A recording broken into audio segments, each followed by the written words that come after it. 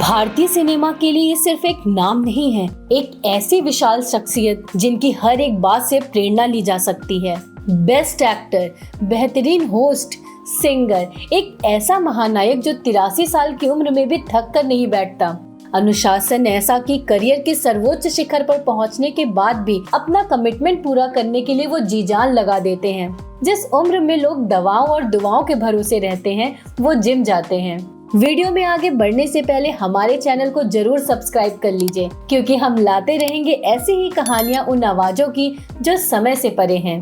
11 अक्टूबर 1942 को इलाहाबाद में पैदा हुए अमिताभ बीते करीब 50 सालों से सिनेमा की दुनिया पर राज कर रहे हैं। एक्टिंग के अलावा अमिताभ के पास एक ऐसी चीज है जो अमिताभ को द अमिताभ बच्चन बनाती है। हो सकता है कि कोई उनसे बेहतर एक्टिंग कर ले, हो सकता है कोई उनसे ज्यादा मेहनत कर ले, लेकिन अमिताभ बच्चन का ये हुनर उन्हें दुनिया में सबसे अलग और दमदार बना देता है। हम बात कर रहे हैं उनकी आवाज की। हम भी वो हैं जो कभी किसी के पीछे नहीं खड़े होते। ईश्वर का वरदान है उनकी आवाज। यहाँ खड़े हो जाते हैं, लाइन वहीं से शुरू होती, जिसे कभी कर्कश और भारी बताकर रिजेक्ट कर दिया गया था। मुझसे हो तो नथुलाल जी जैसी हो, वरना ना। जिसे कभी ऑल इंडिया रेडियो ने खारिज कर दिया। अमिताभ जब आकाशवाणी में न्यूज रीडर बनना चाहते थे, तब वो इसी आवाज की वजह से फेल हो गए। अमिताभ ने अपने करियर में जितना नाम एक्टिंग से कमाया, जितनी शोहरत और दौलत उन्हें फिल्मों ने दी, इसमें सबसे बड़ा योगदान उनकी आवाज का था। सांप और न्योले का लड़ाई में सांप मरता है कांचा। ये उनकी आवाज ही है जो उनके पर्दे पर दिखने या नहीं दिखने के बावजूद उनकी मौजूदगी का एहसास करवा देती है। वो आवाज जो किसी टीवी या रेडियो के विज्ञापन में सुनाई देने से करोड़ों लोगों का भरोसा जीत लेती है। एक ऐसी आवाज जिसने सिर्फ अमिताभ बच्चन को ही बेशुमार शोहरत से नहीं नवाजा, बल्कि इसकी अच्छी बुरी नकल करने वाले हजारों लोगों को भी रोजगार दिया। ये आवाज का ही जादू है कि अमिताभ की फिल्म खत्म हो जाने के बाद भी दर्शक जहर में उनकी आवाज लिए घर लौटते हैं। 60 के दशक में अपनी आवाज से रेडियो की दुनिया पर राज करने वाले मशहूर अमीन सयानी ने कुछ साल पहले एक इंटरव्यू में बताया था कि कैसे अमिताभ बिना किसी अपॉइंटमेंट के एक आवाज के ऑडिशन के लिए रेडियो स्टेशन आए थे, लेकिन व्यस्त सयानी के पास उस दुबले पतले व्यक्ति के लिए समय ही नहीं था।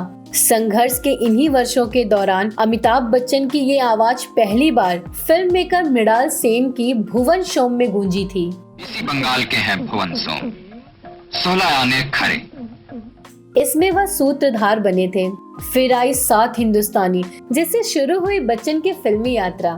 सरफरोशी की तमन्ना अब हमारे दिल में है। फिल्म आनंद में सुपरस्टार राजेश खन्ना के साथ अमिताभ ने दिल को छू लेने वाला अभिनय किया। उन्होंने इस फिल्म से सिल्वर स्क्रीन पर अपनी मौजूदगी को दर्ज कराना शुरू कर दिया और फिल्म जंजीर से तो उन्हें भारत के पहले एंग्री यंग मैन का तमगा मिला। जब तक बैठने को न कहा जाए, शराफत से खड़े रहो। 1970 के आसपास अमिताभ ने अभिनय के साथ फिल्मों में गीतों के माध्यम से अपनी आवाज को एक नया आयाम देना शुरू किया। अमिताभ ने पहली बार गाना गाया मिस्टर नटवर लाल में, मेरे पास आओ मेरे दोस्तों। मेरे पास आओ मेरे दोस्तों, एक किस्सा सुनो। एक बच्चों का गाना, लेकिन अंदाज कहानी सुनाने वाला। जंगलों से गुजरता हुआ कहीं जा रहा था। शब्द में कहानी, हर कहानी में गहराई। फिर 1981 में अमिताभ ने फिल्म लावारिस में मेरे अंगने में तुम्हारा क्या काम है, नसीब में चल मेरे भाई, चल मेरे भाई तेरे हाथ जोड़ता हूँ, और सिलसिला में रंग बरसे भीगे चुनर वाली, जो उनके पिता कवि हरिवंश राय बच्चन ने लिखा, जो आज भी हर होली पर हर गली में गूंजता है। रंग बरसे भीगे चुनर वाली, रंग बर। इन गानों से संगीत की दुनिया में अपनी आवाज से लोगों के दिलों और जुबां पर छा गए। 1996 में जब इंडी पॉप का दौर था, बच्चन साहब ने बनाई अपनी कंपनी बिग बी रिकॉर्ड्स और रिलीज किया album A B baby British Indian music producer Bally Sagoo के साथ। ईर बीर फट्टे जैसे गानों ने दुनिया को दिखाया कि बच्चन सिर्फ एक हीरो नहीं, बल्कि एक ग्लोबल परफॉर्मर हैं। बल्ली सागू ने बताया था कि बच्चन साहब ने कहा था, मुझे इंटरनेशनल साउंड चाहिए, और फिर लंदन में रिकॉर्ड हुआ ये एल्बम, जिसने म्यूजिक चैनलों पर तहलका मचा दिया था। एक रहन ईर, एक रहन बीर, एक रहन पत्ते, एक रहन हम।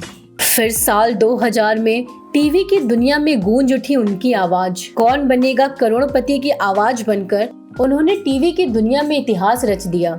उनकी आवाज अब हर एक घर की पहचान बन चुकी थी। कौन बनेगा करोड़पति। उसके बाद साल 2003 में फिल्म बागबान में मैं यहाँ तू वहाँ, एक दिल को छू लेने वाला डुएट।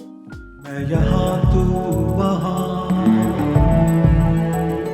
2012 की कहानी में बंगाली गीत एकला चलो रे, जिसमें उनके बंगाली उच्चारण ने सबको हैरान कर दिया।